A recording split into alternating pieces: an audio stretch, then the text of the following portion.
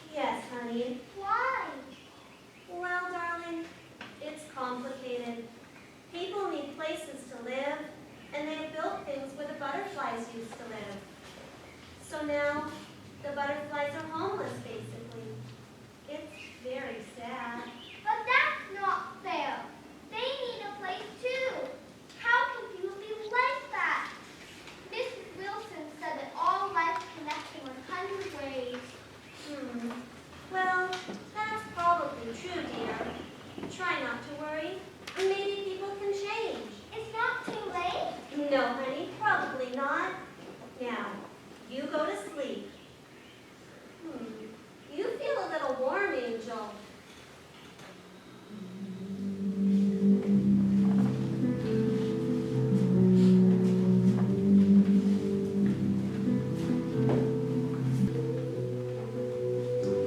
Act 1, Scene 2, the home of Ralph and Edna Barnes, grandparents, Chloe.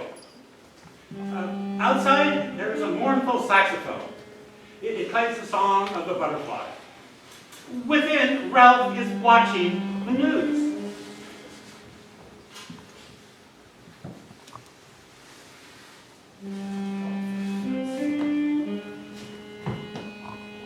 Hey!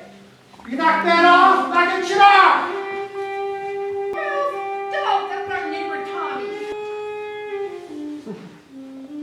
Well, I don't care if he's the goddamn Pope. Does he have to play that thing right now? It's almost 7:30. Ralph.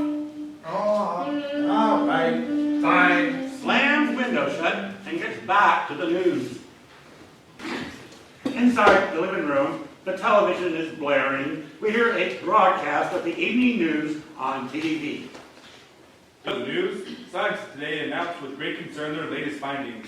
Oxygen level rates are falling worldwide precipitously. The seas are heating up, and massive fish die-offs are occurring across the globe. God, what bullshit. Change is channel.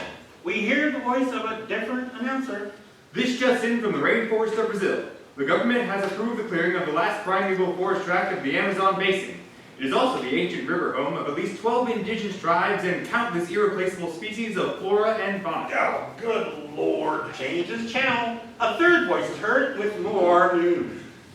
And in our science segment tonight, we're joining Bob down in the Amazon. Go ahead, Bob. Hi, Jane. Yes, this is Bob McElroy bringing you some amazing news. I'm standing in the edge of the largest untouched forest left in the basin, here with Dr. Ruth Putney, noted doctor and scientist. Dr. Putney, what's the big news? On the TV, we hear the voice of Dr. Ruth Putney, renowned scientist, nervously adjusting her microphone. Is this on? Well, Bob, we are seeing worldwide cases of a once rare nerve disease. It is affecting thousands of children. We think it's environmentally triggered, but it's unclear, the cause, that is. At any rate, I hold in my hand this small blue flower. The natives call it the mother plant. It occurs now only in this forest we are standing at the edge of. Based on my research, the plant contains the antibodies to reverse the nerve toxin. Our tests are continuing, but in field trials with numerous sick children, we've almost reversed it and started to restore their health. So you see, this last bit of jungle here behind me is critical to the future of mankind. Well, gee, doctor, isn't this the area the new government is calling Ground Zero, the area slated for clearing? Yes, that's right. That's why it is so important that people act now. Well, can you explain? Oh, for God's sake. Hello, ladies and gentlemen, and welcome to the Hollywood Edge. What's the matter now? Well, if you must know, it's the damn news.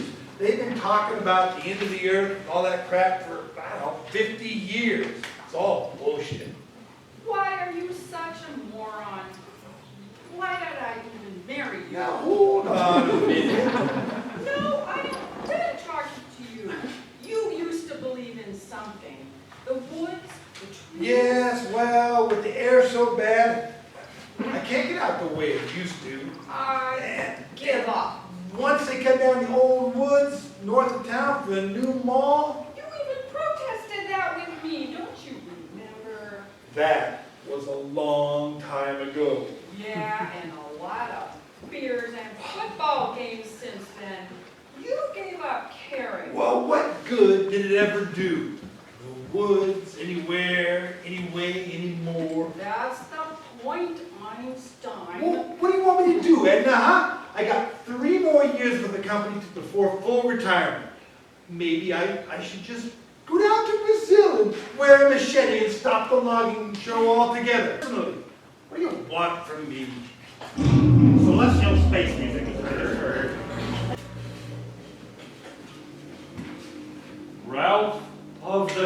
company, servant of the wise Edna. Servant of Edna? We call on you. Your time has come. You have been chosen. We are sorry. The way will not be easy. Chosen? What the hell are you talking about? Chosen for what? The way will not be easy. We are sorry. You have been chosen. Wait, he's not very bright. Are you sure you have the right Ralph? Your time has come. What the hell was that? What kind of brownies were those you made? Oh, Ralph, I swear. I don't think... Hello? Yes, hi dear. What? When? But how? Where? What? All right, dear, all right. Your father and I will drive up to... What? But, all right, dear. Call me in the morning. Is that Judy? Yes. It's Chloe, isn't it? Yes, Ralph. She's very sick.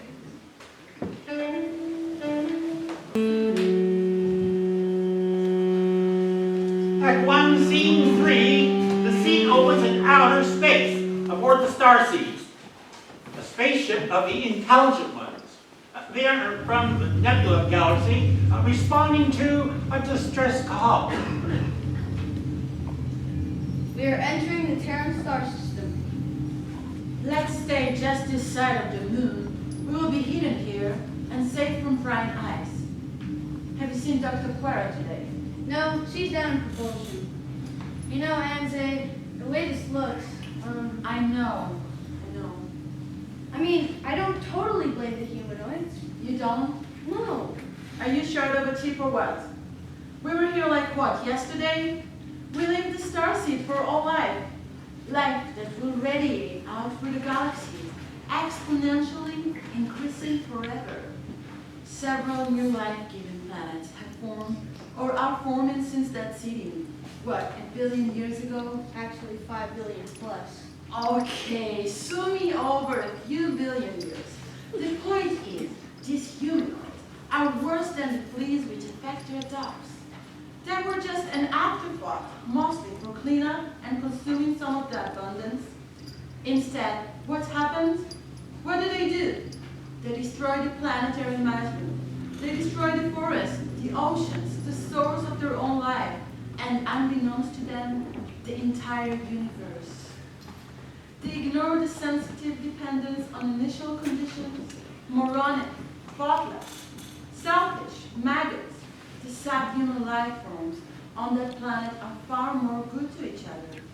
And soon, even those will be gone. More importantly, the universe is poised to implode. The butterfly effect. Yes, the butterfly effect. We're infected. That's not excuse. Of course it is. They're weak, small-minded mammals. The offer was too enticing. We resisted that. We are more evolved. If we succeed in our mission, we will cure the infection and restore the balance. Otherwise, if we fail, the universe is lost. There will be nothing but a black hole forever. What are the odds we will succeed? Dr. Cora enters.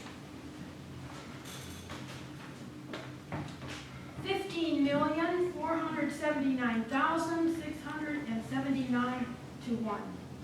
If you must know. That being said, failure is most certainly not an option. Species die-off on Earth is accelerating. Oxygen levels are dropping. The time is growing very short. The galactic movement, the celestial wind, if you will, is weakening. Soon the planets will begin to collide, and then, as Anze pointed out, the universe will begin to implode.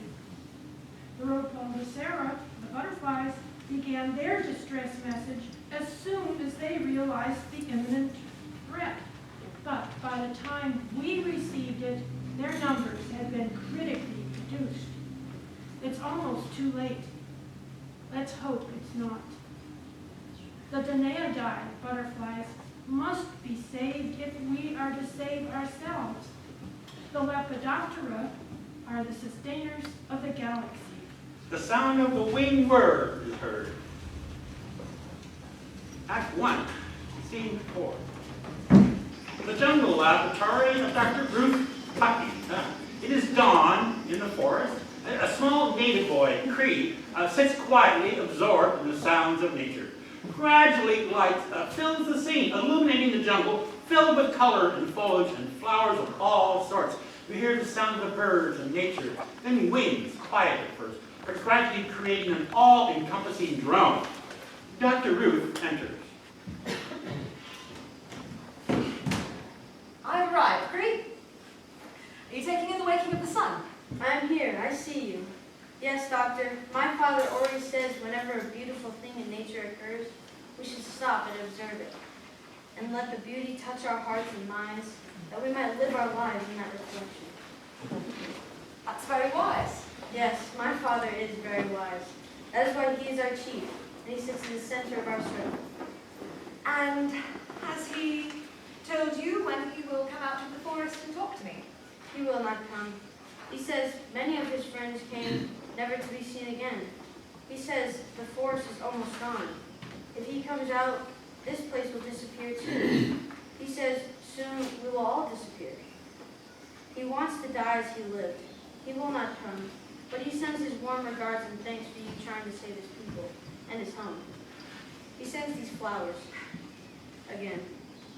He says he knows you want them for your work, and knows where deep within there are valleys filled with them. He thanks you for trying to save them too. They're beloved and used by our people. Doctor, my father reads the sky, the animals. He hears the sods from miles away, feels the bulldozers under his feet. Soon, he says all will come to pass. What does that mean, Cree? I don't know, Doctor. I have to get back now. We're moving deeper in where it is safer. But I will come back in a few days. All right. Thank you, Cree. I will be here. I'm leaving now. Scene 5. The hidden realm, the fairy kingdom, deep in the heart of the valley, behind a vast waterfall. Another dimension. There are 3 of these left on Earth at this time. One exists in distant Siberia, one in the arboreal forests of North America, and this one, deep in the heart of the Amazon rainforest, the physical primeval 3rd dimension, holds space for the elementals who inhabit this realm to exist. As the scene opens, the butterfly queen emerges. Her hair flows to the ground, her wings luminescent, alive with every color of the rainbow. She sings her retinue. God is everywhere. See her over here and see her over there. God is everywhere. Can you hear her voice? We have no choice. She is in every flower. She fills every hour. She's in the birds and in the bees. She's in the flowers and the trees. God is everywhere. See her over here and see her over there. God is everything. Listen to her sing, hear her heart ring. She is in every flower. She fills every hour. She's in the flowers and the trees. She's in the birds and in the bees. Queen Mother, the humans are close. I know. I feel them. Every day, they get a little nearer. There are only 3 refuges left on Earth. Soon it will be too late. Too late for what, my fairies? Mother, I know your concerns, my dear ones. We are maintaining the sacred land, but the humans know nothing of this. They have taken everything in their greed and ignorance, but we are not alone. Help is coming. If we can keep the sanctuary protected a little while longer, it is possible we can restore the balance, given enough time. Time. Mother, that is the one thing we don't have. Once, not that long ago, this planet flourished. Life beyond measure of every kind. But now, there are only a handful of our sanctuaries left. Sea life is almost non-existent, and the air is depleted of oxygen. The human children are soon to die. They're the weak ones. And fluttering exists only in our 3 remaining homes, and the evil one guard the gate. Let me tell you a story. Once, many thousands of years ago, there lived a very dark human. His name was Oron. Even though life abounded in every way, he was not happy. He ruled a great kingdom on the edge of the sea named Enzir. He had everything any human could want: power, wealth, servants, but his wanting was unending. He decided one day what he wanted was to control everyone and everything. But how? All the subjects were happy, as there was plenty of everything, and everyone was content. He watched as all the life around him unfolded outside of his control. The birds sang, insects hummed, and none of this needed his permission. Everything danced to its own inner rhythm, completely out of his control. He watched our kind, the butterflies, as they danced from flower to flower, spreading love and pollen to all the plants as they fed. And thus was his evil plan hatched. He called his evil assistant, Dr. Wu, to his palace. He demanded, upon pain of death, that Dr. Wu develop a poisonous toxin through which all humans could be infected. Infected with what? With the same disease from which he suffered: endless wanting, greed, possessiveness. All he needed was an effective way to spread this foul toxin. And, sadly, he saw that way in our own kind, the butterfly. What? Yes. Wu bred a dark lily in his laboratory, the death lily. He mixed it with a few drops of Oron's blood. At first they thought it too could be controlled, but sadly, that was not the case. Within a few years, numerous plant species and flowers were gone. The lily simply devoured their habitat. It emitted a toxic fragrance that the butterflies found attractive. As they flew, the toxin drifted everywhere. Soon everyone in the kingdom was affected. What happened then? Well, as you can imagine, at first everyone became very ill. Many simply died. Most of the children, as they were pure of heart, and the toxin could find no place in their souls. Then the madness started to spread. As the children were lost, the longing grew. First for love and family, as the emptiness touched every heart. But then it grew. No longer were people content. They coveted the happiness of those who were immune to the disease, as there were a handful whose genetic makeup was fully human. Those few were quickly driven off by those who took all they had. Their homes burned, their lands plundered. The Enziri quickly enslaved all their neighbors, as they were the most powerful kingdom. But the disease continued to spread, and conflict and war became the rule, not the exception. Larger and more deadly weapons were developed, mass slaughter ensued, and happiness and contentment became a thing of the past, eliminated from the hearts and minds of the people. What happened after that? The world as we know it today was born. The simpler, purer souls took the high seas and drifted far away to virgin, untouched lands. But the Enziri spread like wildfire, building vast walled cities, destroying the forests for their brick ovens, and destroying the earth itself. Now, sadly, the logical outcome of all that has come to pass. We must hold on. The seafarer is coming.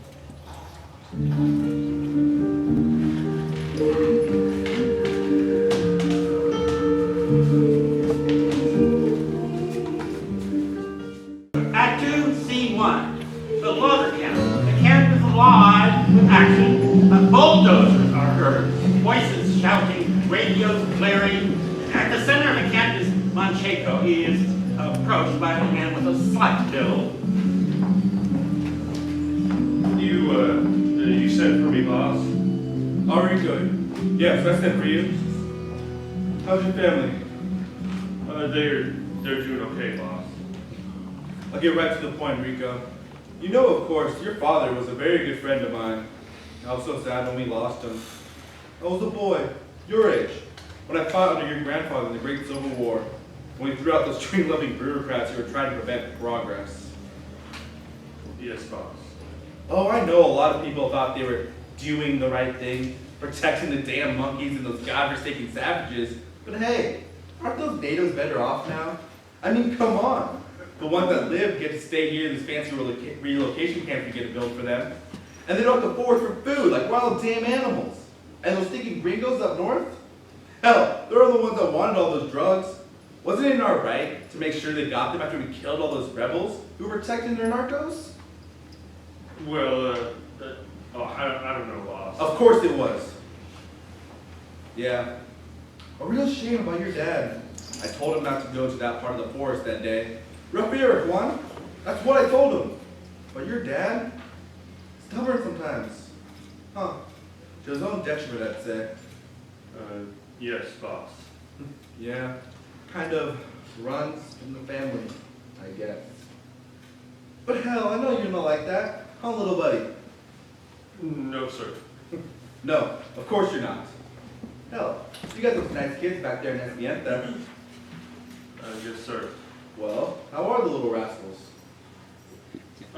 Actually, my youngest is not well right now, and the doctors are not sure why. You see there? It's all this damn jungle. Tons of damn bugs and disease in this damn human hellhole. And those vermin Indian carry nothing but filth and disease. Yes, sir. Yes, sir, you're damn right. That's why we are doing our proud duty, rubbing out these last strongholds of these feather-wearing, disease-ridden vermin. Don't you agree, Rico? Well, I don't know, sir. You don't know? What the hell is that supposed to mean? Of course you know. You're out here, aren't you? You need this job, don't you? You need this money to feed that family, don't you? Money to pay those damn doctors, don't you? Yes, sir. Well, there you go. Don't know. What the hell is that supposed to mean?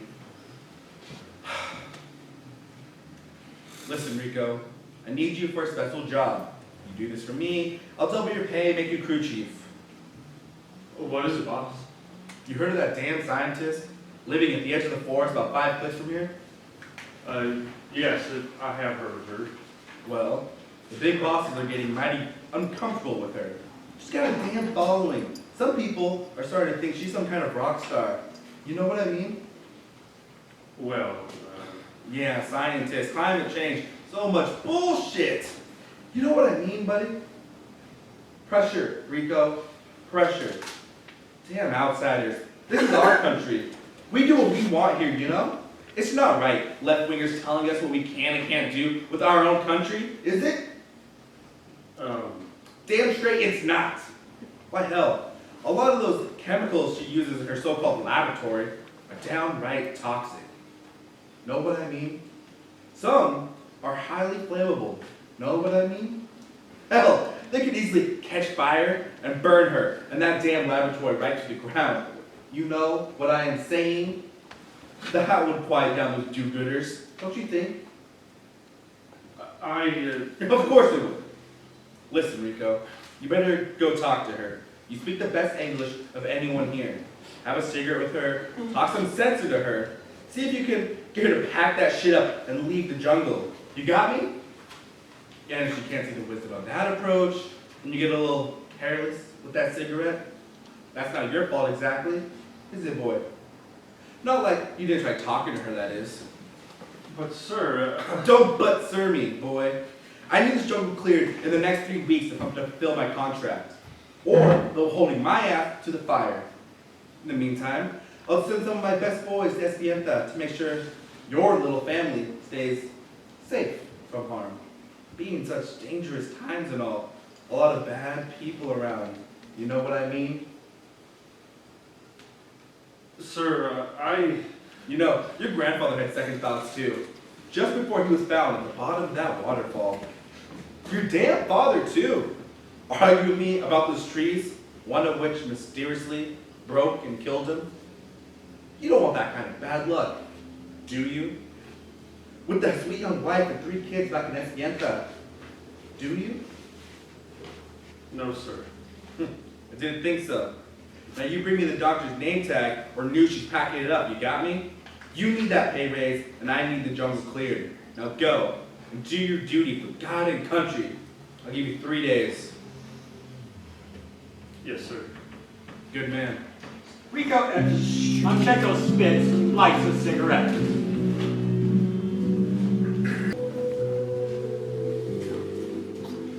Act 2, Scene 2, the hospital in Minneapolis, Minnesota. The waiting room.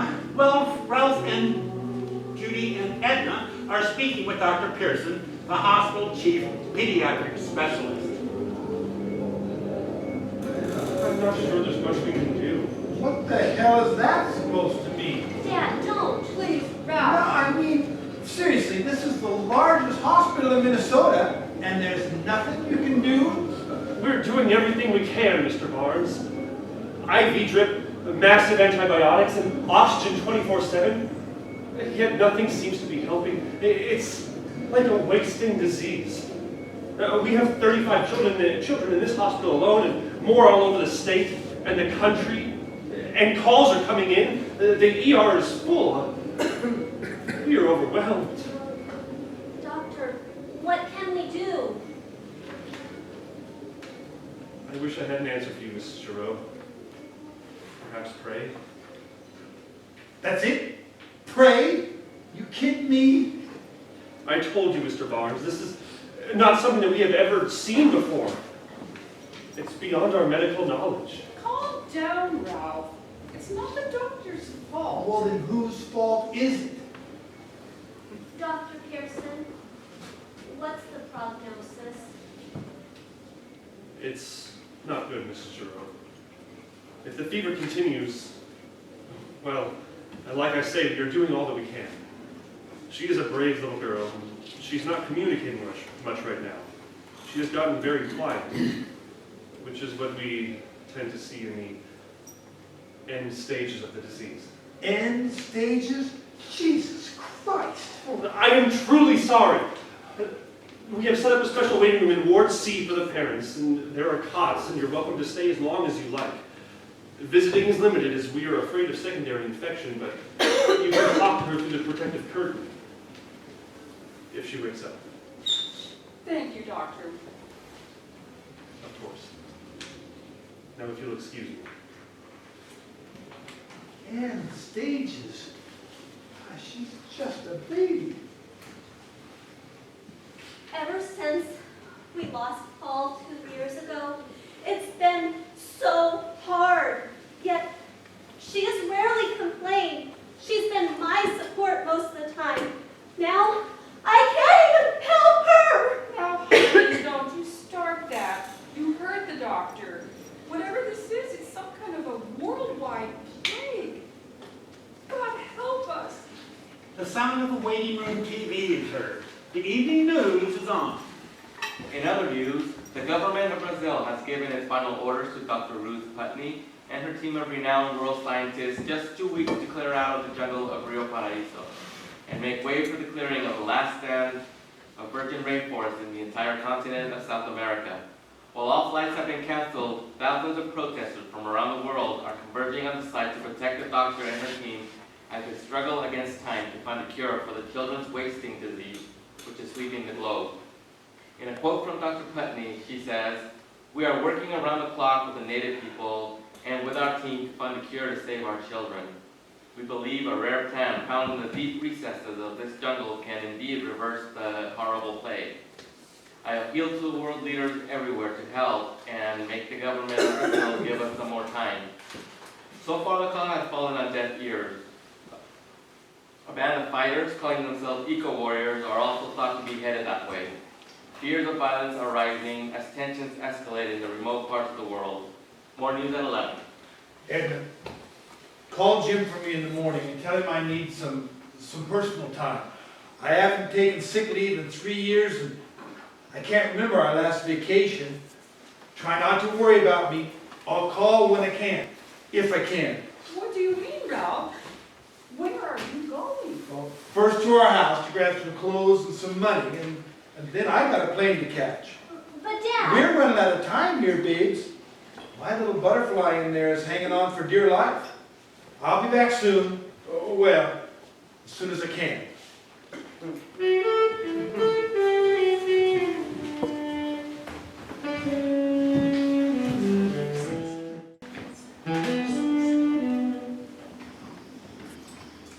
Act 2, Scene 3, the jungle laboratory of Dr. Ruth Putney, and the doctor's hard at work, isolating solutions, separating flowers from stems, and working with herbs. Her assistant, Jose, is helping.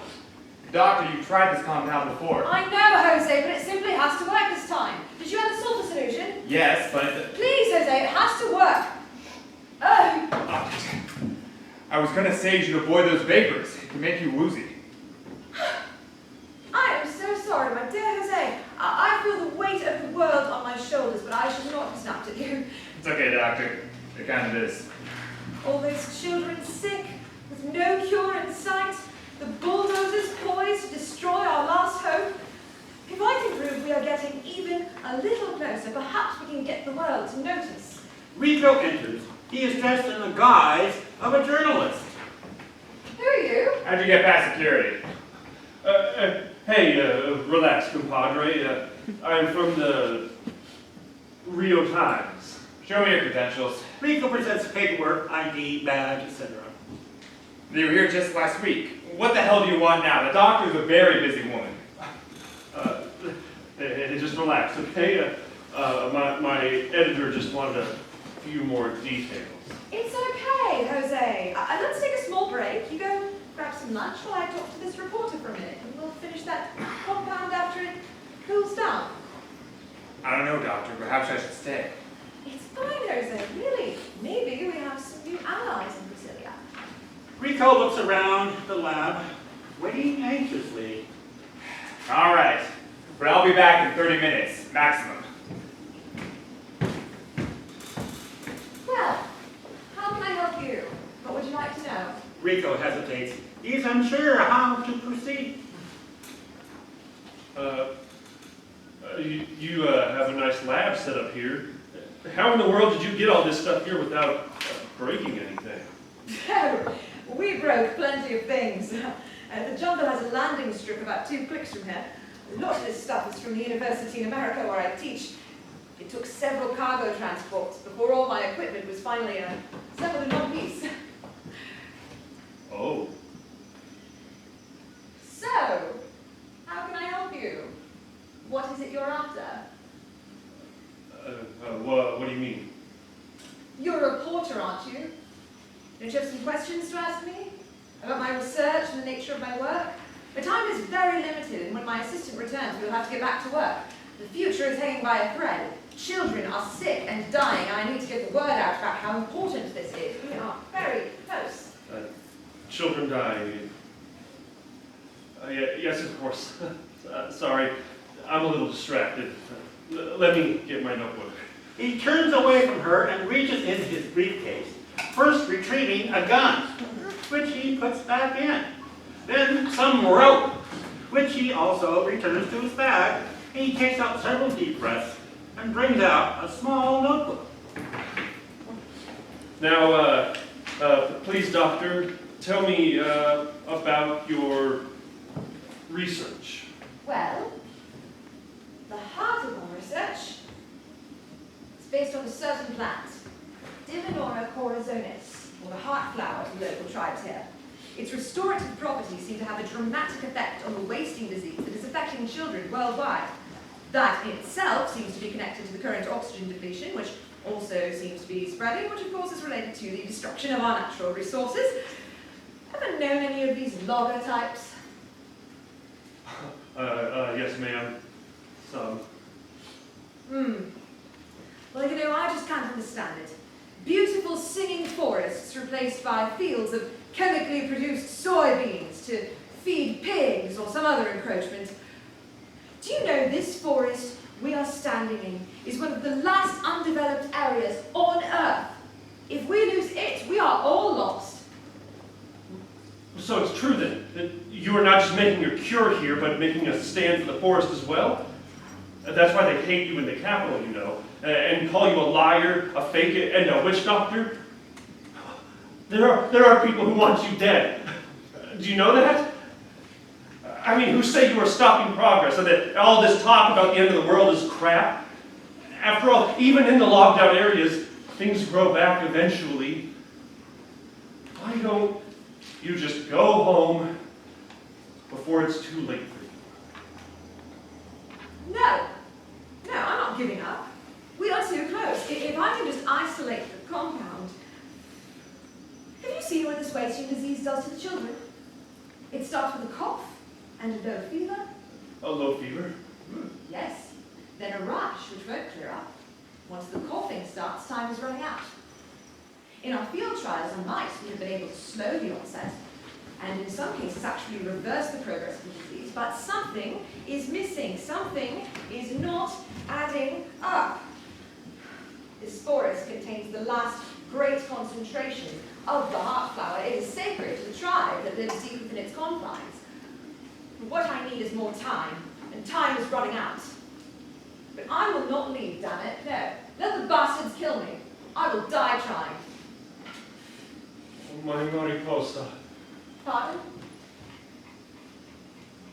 My child, doctor.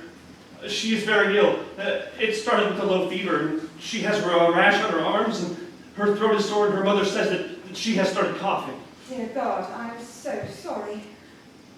You're not really a reporter, are you? Oh, doctor. I was sent here to kill you. What? Yes, I work for the logging company, as did my father and grandfather before me. They threatened my family. I am a terrible coward. Please forgive me. I am so sorry. Well, we're alone. You're going to try to kill me? I can call for my assistants and they would come running. No, I'm not going to try to kill you. I'm going to help you and protect you with my life. I'm so sorry. Please forgive me. Can I send for my family? Will you let us stay with your people here in the camp? Will you heal my child? Yes, I will try. What is your name, my friend? I am Rico Hermosa. Send for your family, Rico. They'll be safe here with my people. Our camp grows every day. More and more people are joining. Supplies and contributions are pouring in, and our work is gaining recognition. I promise you, I will do everything I can to help your Mariposa and all the children. We should keep your earlier mission to ourselves. No one must know that my people are very protective, and I'm afraid you would be given to the fire ants and coated with honey should anyone hear of it. So there's much to do. Send for your family and then go see Jose. We need fresh propane for these convection processes, and see if you can help him. We are all very exhausted and we could use the help. Thank you so much, doctor. It's okay, my friend. It's okay. Bring it in. There we go. Yes. All right, now go. Time's running out. Yes, doctor. Act 3, Scene 1. Aboard the starship Starseed.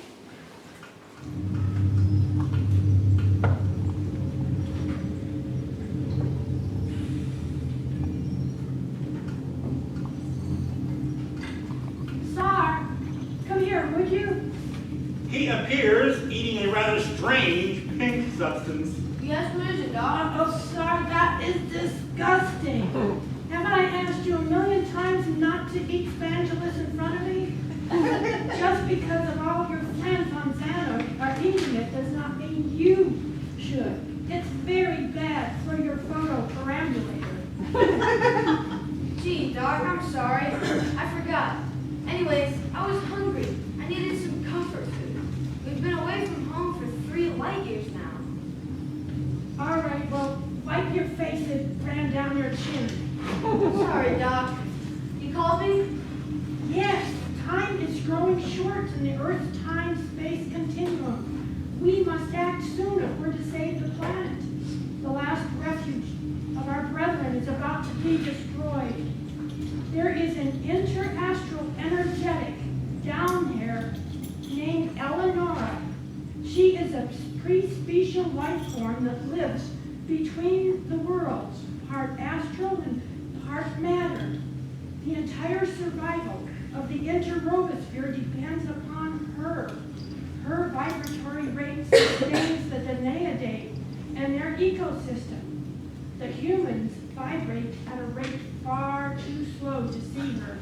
They call her and her people fairies. And belief in their existence is questioned. And yet, her kingdom is sustained by the energy of the Earth-celestial connection that exists in areas that are untouched by human destruction. She holds the key in her breath to transform a certain life form the humans need to save their children, and also to reverse the infection that has come upon the human race these last few thousand years. In her breath? Yes, in her breath. Well, gee, Doc, I hate to tell you, but there are a few billion of these life forms down there. She can't breathe on all of them. Yes, my dear sir, I realize that. I have come up with a formula that will only requires her breath to transform it into a droplet of moisture that's once applied to a certain flower will shift the cellular DNA just enough to make it usable for this purpose. Then the butterflies can be released and start spreading it through the atmosphere. The effect will shift the ectoplasmic reaction through the ionosphere in a dramatic way. Also, it will enable the humans to synthesize the formula into a usable compound to heal their children, all of whom are in imminent danger of extinction. I want you and Anse to find this Eleonora, this butterfly queen, if you will, win her trust, and request that she breathe on a certain rare blue flower. Once she does this, you will apply carefully the compound to the same flower. The effect will be dramatic. Dramatic? Yes. The entire area will become translucent, filled with light. It will heat up by 5 degrees centigrade for a short period. The Earth's celestials, being creatures of light, may not feel it, but all earthbound creatures most certainly will. All the flowers of this certain plant will immediately genetically be altered, and there will be an exponential increase in the butterfly population of 1,000,000%. This is irreversible. They will begin their work immediately, spreading the anti-neurotoxin. Then we will begin our reseeding program from the low orbit. What about the medicine you mentioned? Well, the uncontaminated ones will be the first to be aware of the shift. They will help bring the transmuted flowers to a certain human who will know what to do. But she is at great risk. The evil spawn who have destroyed our sacred work are poised to destroy the last vestige of life on earth. They know not what they do. You must hurry. We're one step ahead of you there, Doc. Anse is tuning up the shuttle as we speak. Then come, meet me in my laboratory. The time is nigh. Oh, and Sarah. Yes, Doctor? If there is even one drop that spandula flung on you or your clothes, you will be vaporized immediately during the initial release. You might want to wash up. Yes, ma'am.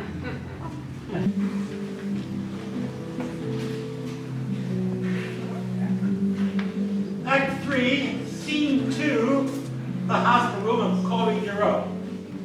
The heart monitor beats faintly. I've decided to let you in to be close to her. Time is running out, and risk of secondary infection is not our main concern right now. And she needs you. Thank you, Doctor. She's a fighter, all right. A lot of the other children in her condition have not hung on this long. I'm so sorry. Well, we haven't given up hope yet. I see where she gets that fighting spirit from. I don't think she'll wake up, but you can stay as long as you want. I won't be leaving tonight. My son is in ICU on Ward 7. Try to get some sleep. Thank you, Doctor. You too. Whatever this God-forsaken thing is, it hasn't loosed its grip yet. I'm heading to the chapel now. Prayer is all I have left in my doctor's bag.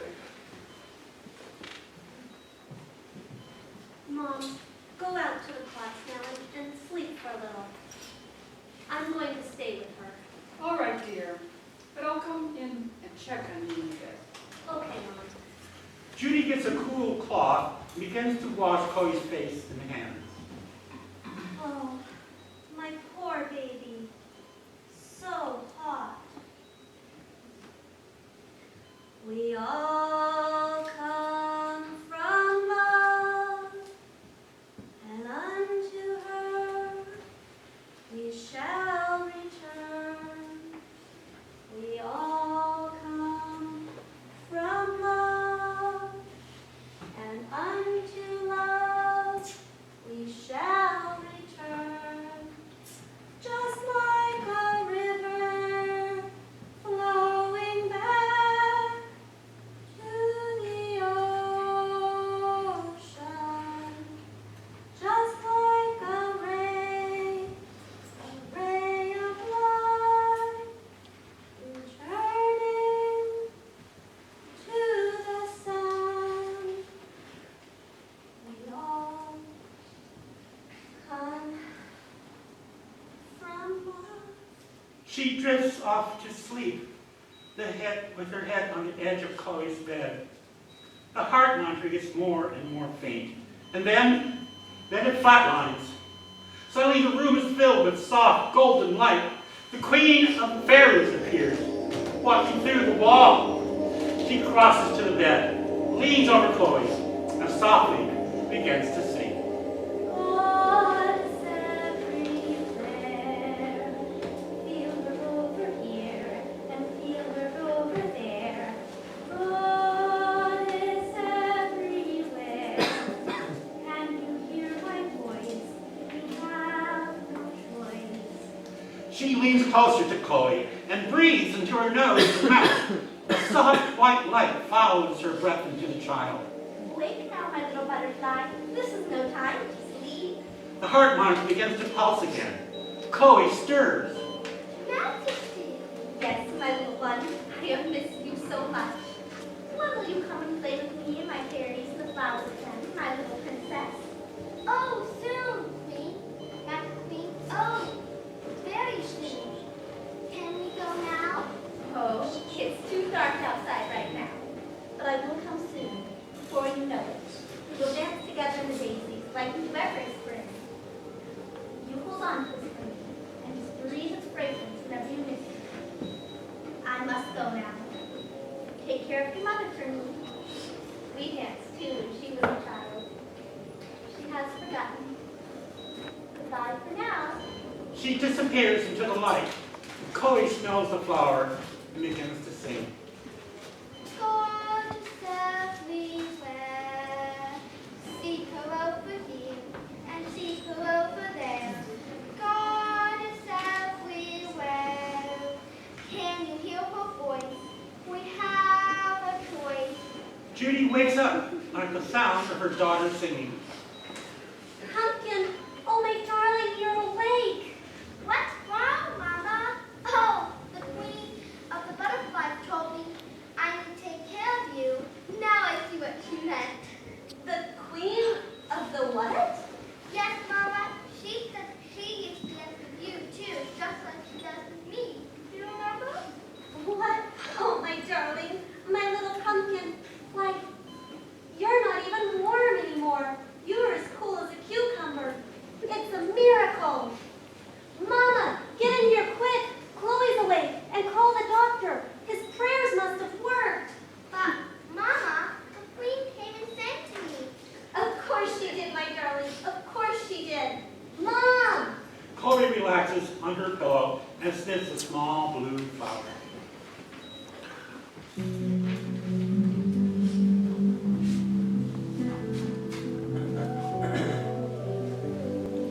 Act 3, Scene 3, Ori sits quietly deep in his jungle home. Birds are heard in great abundance. It's morning. He prays.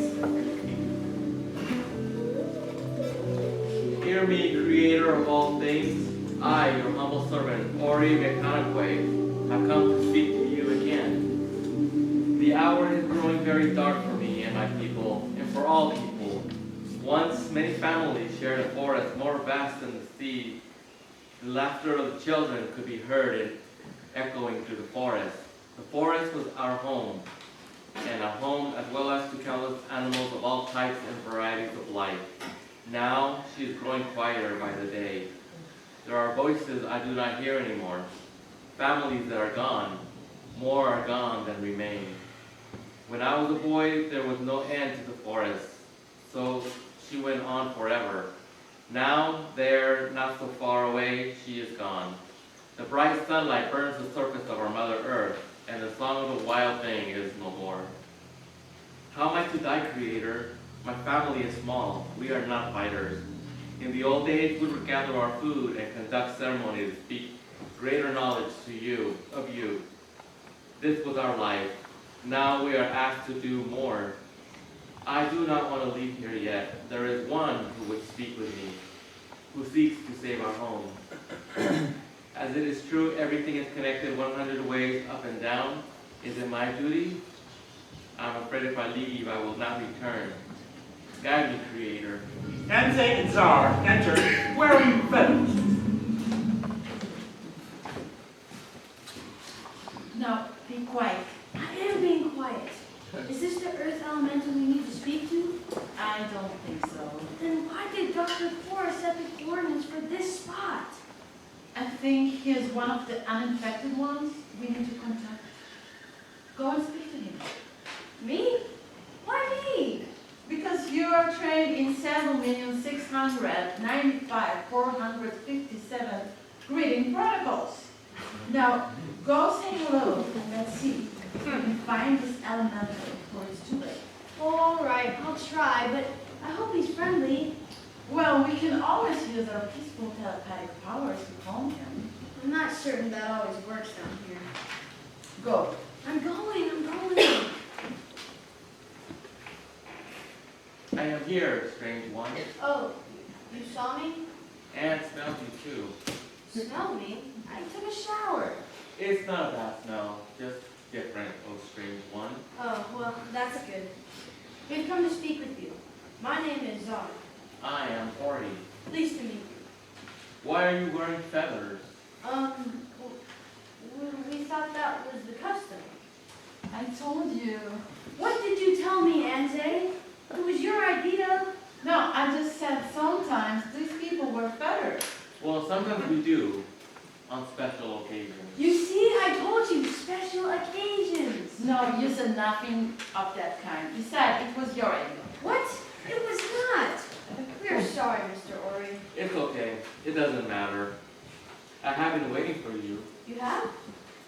Yes, when I was a child, my father said one day, when times were very dark, help would come from beyond, before the end. Well, your father was very wise. This is my friend, Anze. He is here too. Thank you for coming. I am the head of my family, of my village. It's a great honor. What help have you brought to save the people in our home? The time is going very short. Can we call you Chief? My name is Ori. As leader of my people, I am servant to them, but many have called me worse things. Okay, if you'd like, you can call me Chief. It amuses me. Chief, there's someone we need to find. But she's very tiny. Well, honestly, we are not sure how big she is. Or if she even exists. Of course she exists, sir. We just don't know how to find her. Please don't yell at me. I'm not yelling. Yes, you were. The fate of the universe is in your hands. Now I'm concerned. She's the queen of the butterflies, Chief. Queen of the butterflies. Well, I have heard of such a thing, but I'm not sure I have ever seen her or know where to find her. But our chief, our leader, said you would know. Well, I am in touch with many nature spirits, the trees, the plants, all the animals of the forest. I have a memory from childhood of vast clouds of butterflies and large jungle moths hatching out, and all of us would dance with them, laughter and singing. There was one, larger than the rest. Yes, but that was so long ago. Come back to my camp. We will ask Pizore. She is always in ceremony with the Holy One. If anyone can find her, she can.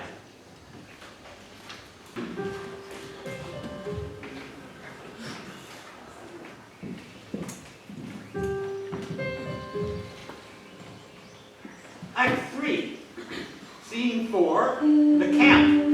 Secluded in the jungle, Pizore is an elder woman, the tribe shaman, and she is found tending a small fire over which she is cooking something. We are here, Grandmother. Grandmother, I have brought some guests. Oh, I see them. Oh, why are they wearing feathers? They thought it was our custom. Oh, why are they purple? They are not from around here. Well, I can see that. You want to eat? I'm cooking sweet potatoes. Sit down. Sit down. I will put some on a leaf for you. They all sit. She scoops some potatoes on banana leaves for them. They all eat for a bit in silence.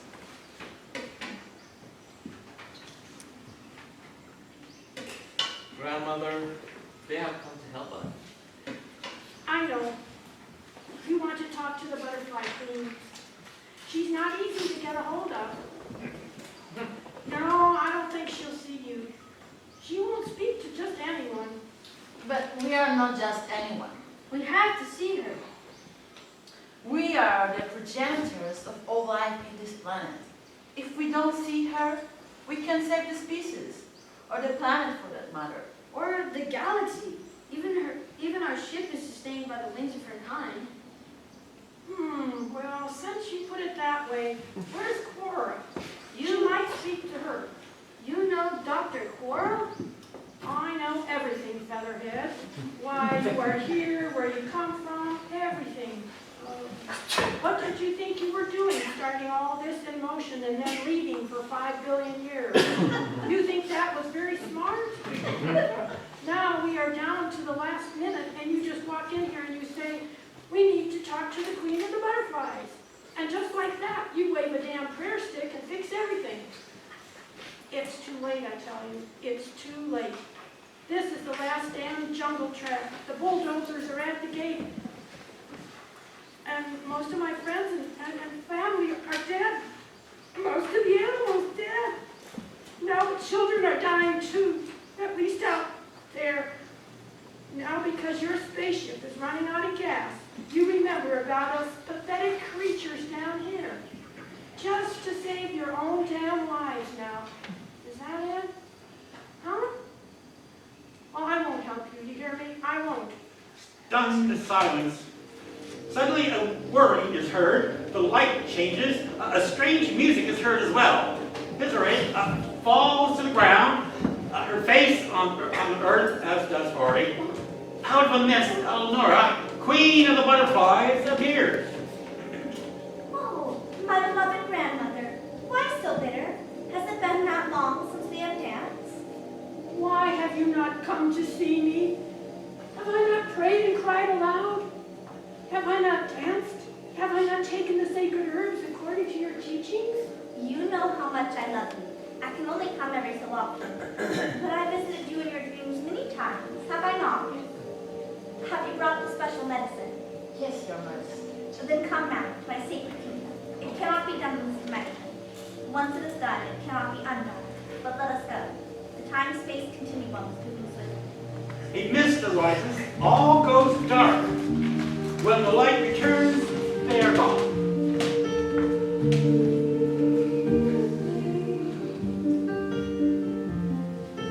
Now what, Grandmother? Now we wait, my son. Now we wait. Sounds of jungle bird music. The sun begins to set.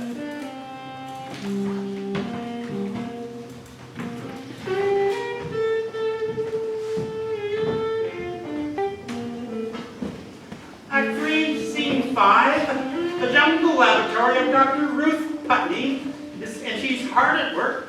Rico and Jose are bringing in propane cylinders, removing spent ones, and cleaning up. How is little Mariposa today, Rico? She seems a little better, Doctor. She was able to eat a little and doesn't feel quite as warm. Not quite as warm. Well, that's good. That shows our latest compound is an improvement, anyway. Yes, but, Doctor, the situation is growing desperate. I have heard through the grapevine that the loggers are motivated. Our spies at the edge of the forest have seen them amassing new equipment. Time is growing short. From what we have been able to learn from outside news sources, orders have been given. Doctor, I know these people. They're savages, and they won't hesitate to burn down this entire camp. And the eco-warriors, any word on them? I think it's just a rumor, Doctor. I don't believe they exist. No, Jose, please don't say that. They have to be coming. The whole world is watching. Someone must care enough to protect the doctor here in her work. Jose is probably right, Rico. All flights into this country have been cancelled months ago. They would have to fly into Colombia and march with the rebels, then go through the jungle or risk the river.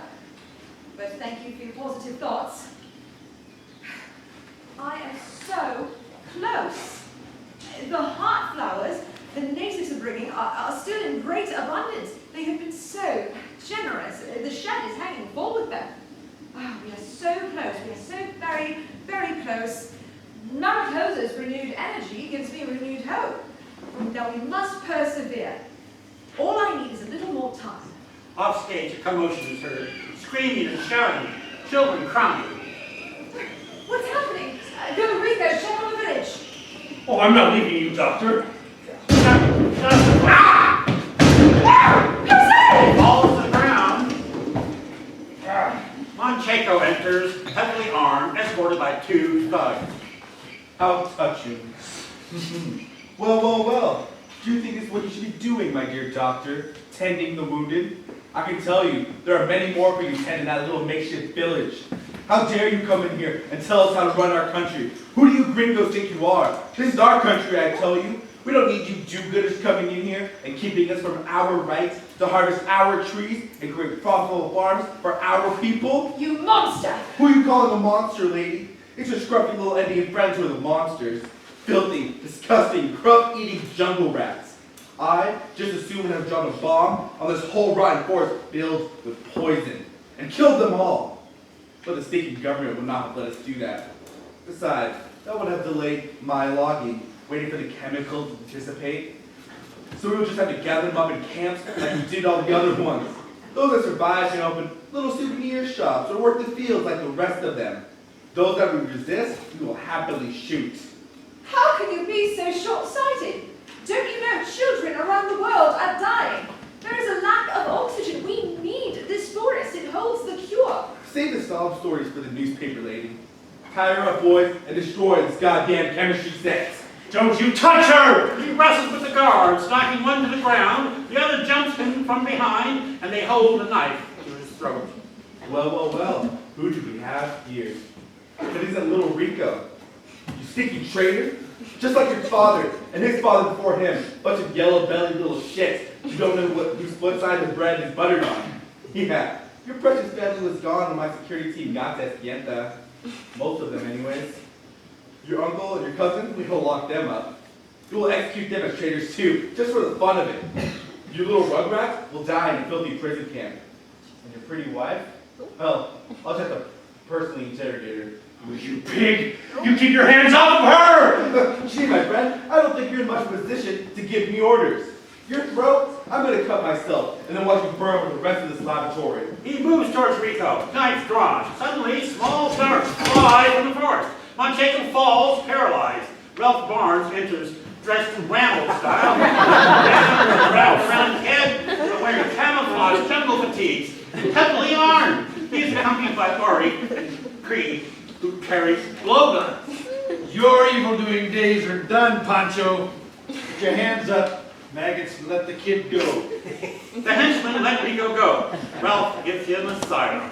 Why don't you take these little shits down to the camp?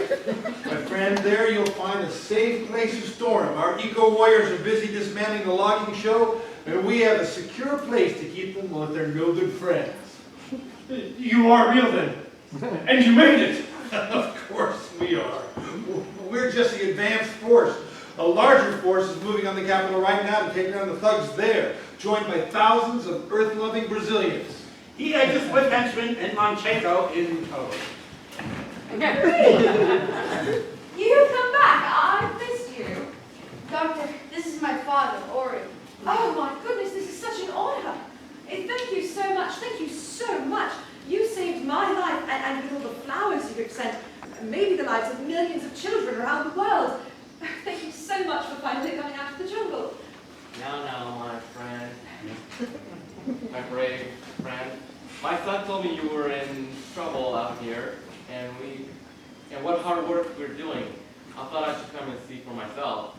Then we met this brave man in the forest. I'm afraid he and his little band were lost, so it seemed a good opportunity. Well, we had to come a long way around, man, and that is a thick jungle. Hey, can I call you Chief Mr. Ori, sir? Why not? Everyone else is doing something. Suddenly, a bright light occurs, a luminosity, a vibration, like a loud humming. There is an abundant, audible pulsation, and the stage grows even brighter. Christ, what the hell is happening? God, it's getting so hot. He falls. The shed with the heart flowers. She looks off stage. A distinct glow, blue glow is seen. It's alive with light. Cree and Ori shield their eyes and start chanting. The sound comes to a crescendo with the light and the heat. After a few moments, things return to normal. What the hell was that? Rico enters, clutching a handful of blue flowers. They are glowing. Look! Oh my goodness!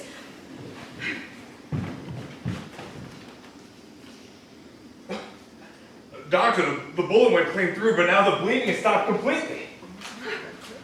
I'm not sure what has happened, but I think some kind of miracle just occurred. Chief, is this your doing?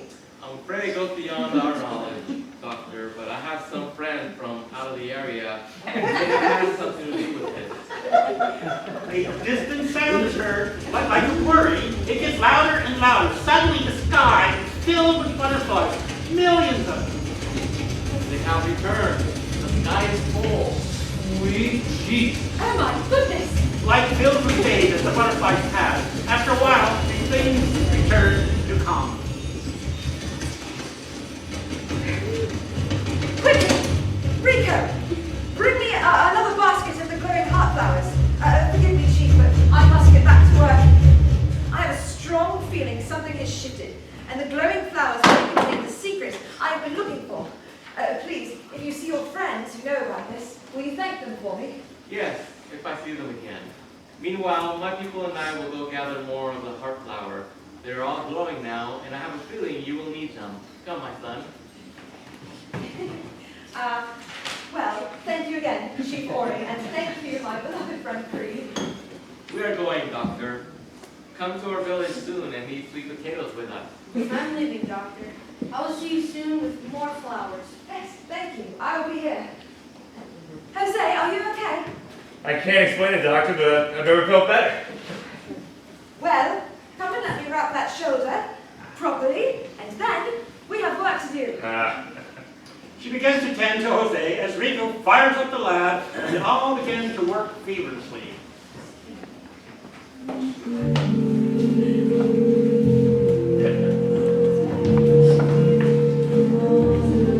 And let's see, Act 3, Scene 6. This is 3 months later. The home of Ralph and Edna. They are watching the news.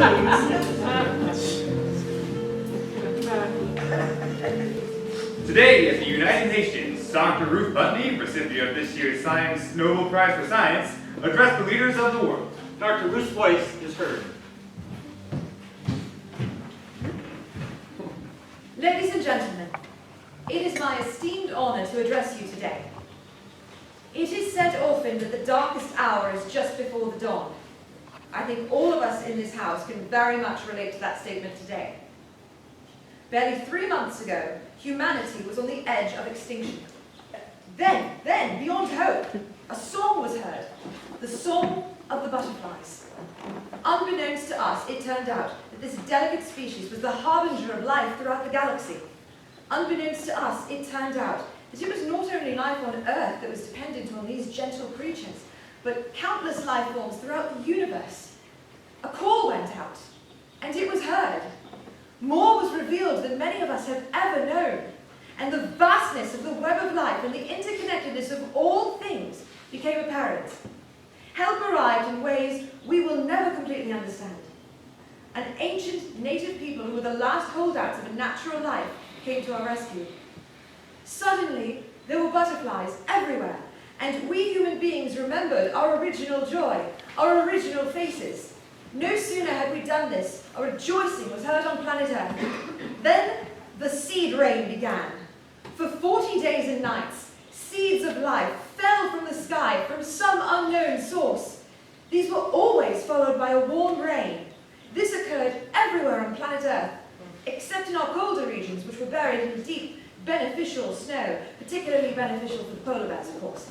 The growth rate of these seedlings was phenomenal, inexplicable. Forests sprang up that had been deserts. Flowers and plants of all kinds started growing again in wild areas that had been long abandoned to salinization and drought. Sea life magically returned, and flocks of birds not seen in years filled the sky.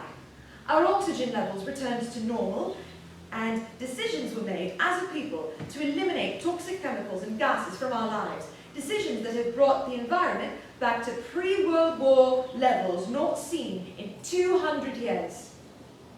There is no logical explanation for any of this. The laughter of children is heard again in the parks and playgrounds worldwide, and the hospital wards, especially built for them, have been turned into nurseries. My message to you today is simple. We must never forget how close we came to the end of life as we know it. We must give thanks every day for these seed bearers, wherever they came from, and work hard to preserve this precious gift, this second chance. We must not slide into complacency, but must remain vigilant in the preservation of all of our sacred resources, including, most of all, each other. To all those that helped bring this special day to pass, I say thank you. To the doctors and nurses who administered the medicine to save our children, I say thank you. To the Puhara people, the forest dwellers, I say thank you. And to the unseen forces that brought this great miracle to pass, I say most profoundly, we give our greatest thanks. Thank you, leaders of the world. May we all live in harmony. Applause is heard. Edmund turns off the TV. Oh, Edna. Ralph, I am so proud of you. Chloe enters. Come on, Grandpa. We are going to be playing. They are dedicating the giant redwood tree that grew where the mall used to be in your honor. Then, after that, we are all going out to plant saplings where the old freeway used to be. All right, my little butterfly, I'm coming. I've got to go. You coming? Of course. Judy's coming. We'll all come up together, and later we'll go to the community picnic. All right, honey. I love you, you big love, so much. I love you too, darling. He exits. Edmund sits quietly for a moment, gazing out the window, listening to the birds. Judy enters. Hi, Mom. Oh, hi, honey. You okay, Mom? Yeah, just a little overwhelmed. I understand totally. You ready to go? Yes. I'm so proud of your dad. Me too, Mom. Mom, in the hospital, Chloe talked about a queen of some kind. Queen of the butterflies? Yes. How did you know? Do you think she's real? The gentle light begins to emanate from outdoors. I don't know, dear. But I do seem to remember you spending hours and hours in the garden just laughing and singing when you were a girl. I could have sworn you were talking and laughing and singing with someone. Me? Yes, you. Well, Chloe said she mentioned me. Said I had forgotten something. Well, we'll just have to wait till